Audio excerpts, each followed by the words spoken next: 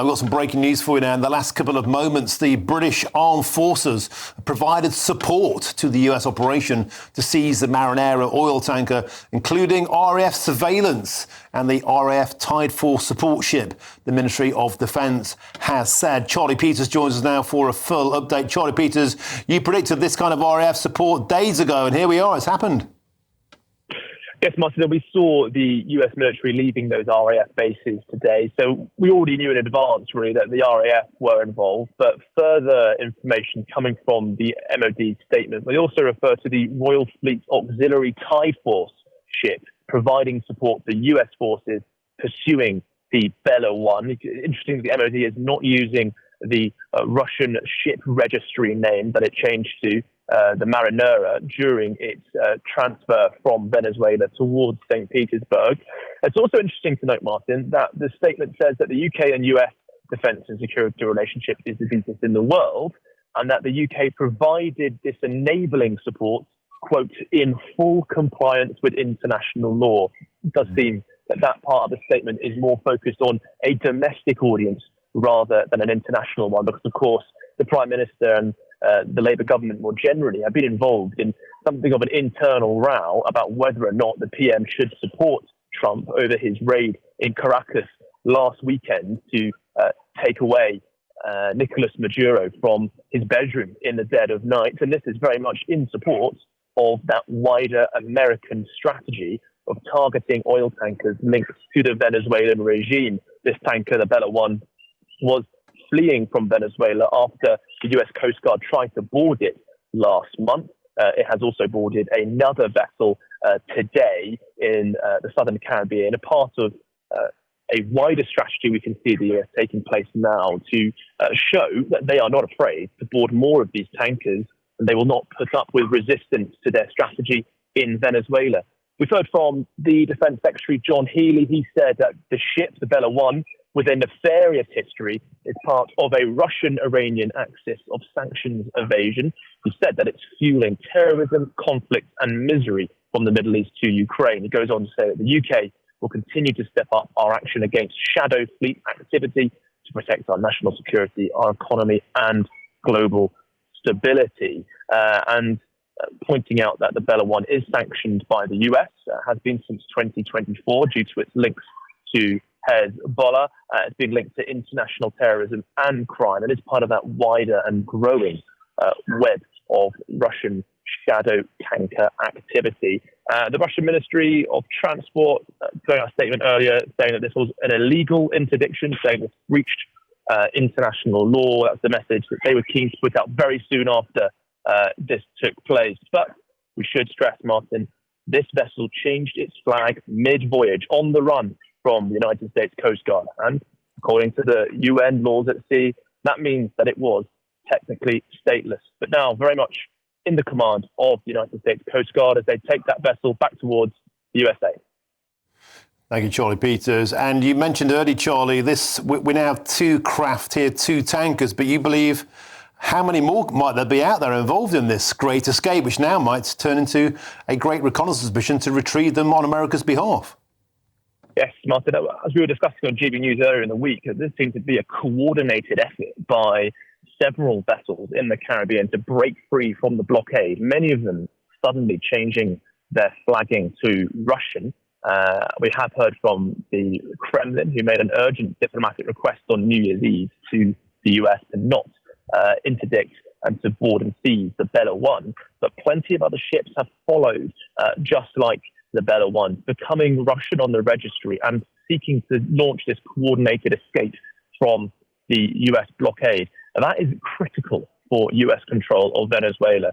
They are very large, very visible symbols of resistance to US rule. And Martin, the US will not want to see all these tankers getting away, because it could provide confidence to those in Caracas, but also in Iran, Russia and China, confidence to those who might resist this new strategy of the US being in charge of their new colony in Venezuela. We're living in a time of what feels like pretty significant social change, and it makes us question things that we've even taken for granted for decades. And one of those at the moment that people are wondering about is actually money. Is the money in your bank account safe? Should you be investing elsewhere? Are we looking at a potential global crash? What will it mean for your savings? Is there a way that you could be using your money that might be outside of government control even? Well, TallyMoney is potentially one solution. So I'm delighted to say that I'm joined today by the CEO and founder of TallyMoney, Cameron Parry. What is TallyMoney? Well, at TallyMoney, you basically get gold you can spend. So we give people an individual account in their name, everyday account. They get a sort code and account number.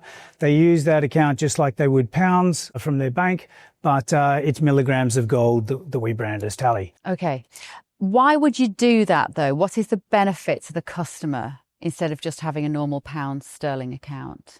Gold's performance against the pound is above 11% per annum over the last 25 years on average. But we still need money in our daily lives, and we have savings. We know that it's good common sense and prudent to save up for things, not just live in credit. You know, whether it's a holiday or a rainy day, your retirement planning, you need to have money in your life, basically, that you can rely on, that's dependable, that nobody meddles with, that nobody can weaponize against you, which is another element of government control when it's the government currency, which we could talk about another time. And it should be pretty simple and straightforward, and that's what we deliver at Tally. And really, we just want people to feel safe and happy with their money. There was a time when the bigger your bank balance, the more confident you felt. Now it's like, I need to do something with it. I can't leave it there. In Tally, you can. Okay, brilliant. Cameron Parry from TallyMoney. Thank you so much. Thank you, Bev.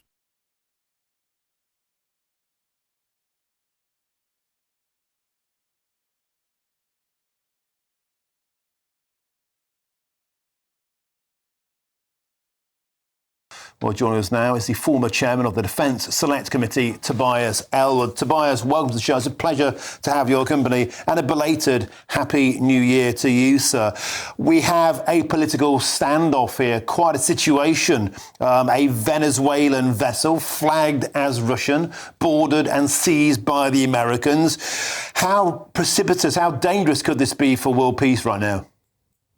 Well, good afternoon. Yes, I think that's the question everybody is asking. There's moments like this that could easily escalate. Something could happen operationally out there in the Atlantic, triggering something much, much larger, which then the politicians don't actually fully control. The Shadow Fleet itself, we know, we've come to learn, operates across the globe. There's about, I think, 3,000 ships or so on moving sanctioned oil around, helping countries like Russia and Iran survive to be able to defy these sanctions. And Trump, in his audacity, which he's demonstrating in 2026, has decided he's had enough and is going after these ships directly. But as you summarized in the introduction there, the fact that there is a Russian submarine in the vicinity there does mean to say we have to tread very carefully indeed. I hope that red phone linking the White House and the Kremlin is very much on charge, because otherwise we could see things escalate out of control.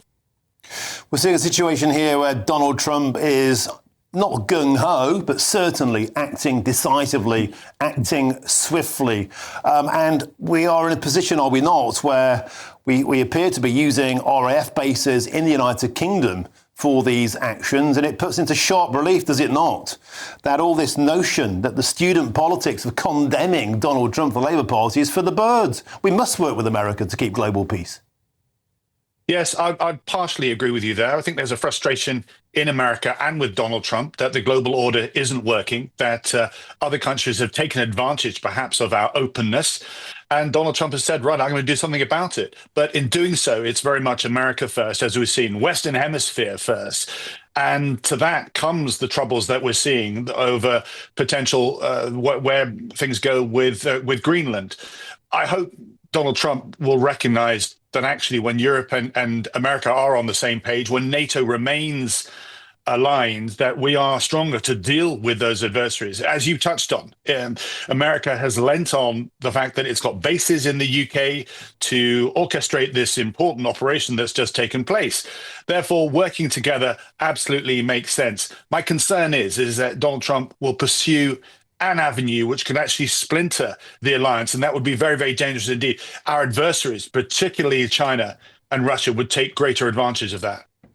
Okay, Tobias Elwood, thank you very much for joining us on today's show. Sincerely appreciate your time, and I hope to see more of you in 2026 on GB News. Thank you, sir. Thank you. Let's get back to the studio now, get some reaction from Nigel Nelson. No, Nigel, you and I have been having a conversation now for a couple of weeks, it seems, about I feel that the power base is shifting.